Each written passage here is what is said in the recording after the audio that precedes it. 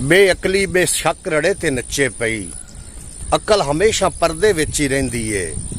अजकल इत्थे जीना केड़ा सौखा है, साह लैण दी चट्टी देनी पैंदी है। अस्सलाम वालेकुम सजनों, बेलियो मित्रों, की हाल चाल है? तरकड़े हो, ताज़े हो, मस्त डंड खुश हो। नवे व्लॉग दे नाल तुहाडी खिदमत च हाज़र मैं मोहम्मद अली खिजर। ते अज आपां गलबात करनी है कि ते नाल कोई गलबात करसां भी वसवसे क्यों आउंदे ने। वसवसे शैतान जिहड़े आंदे ने वसवसे दिंदा है, ते एह आउंदे क्यों ने, ते किहड़े लोगां नूं आउंदे ने। अगर तुहानूं वसवसे आउंदे ने तो तुहानूं मुबारक होवे, तुहाडे अंदर ईमान है।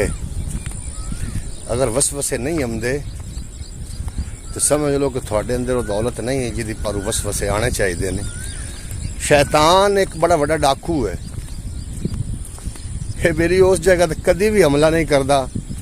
कई तो डाकू होंगे ना बेवकूफ़ डाकू, उन्होंने कोई पता ना होया भी इस जगह ते कोई शय है या नहीं है, कोई खजाना है या नहीं है।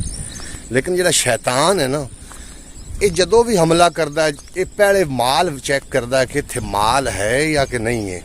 अगर जित बंदे दे विच ईमान दा माल कोई नहीं, मोड़े हमला नहीं करता। अगर तुहानूं वसवसे आ रहे हैं तो समझ लो कि जनाब तुहाडे अंदर ईमान है। भला किवें?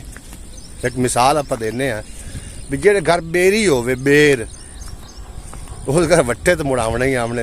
आम जी मिसाल है, जेहड़े घर बेर होवे उत्थे वट्टे जरूर आउंदे ने। कदी भला बेर भी होवे, चलो उन्हें उत्थे बेर ना लगे होवन, मौसम बेर दा ना होवे, तुसीं वेख लवे उस घर वट्टे नहीं आने। ओदी की वजह है? ओदी वजह सिर्फ ये है कि उन्हें उत्थे बेर ही कोई नहीं। इस तरीके सारे इंसान हैं, जिन्हों वसवसा आउंदा है वो बंदा समझ लवे कि उसके अंदर नूरे ईमानी है। तो जिहड़ा शैतान है बड़ा वड्डा डाकू, पहले चेक करता है कि किंदे अंदर नूर है, ओहदे उत्ते हमला करना होंदा है। अज का जो व्लॉग है इंशाअल्लाह ताला बड़ा खूबसूरत व्लॉग होने वाला है। मैं अपने रजवाए उत्ते जांदा पिया, टुरिया जाना जनाब।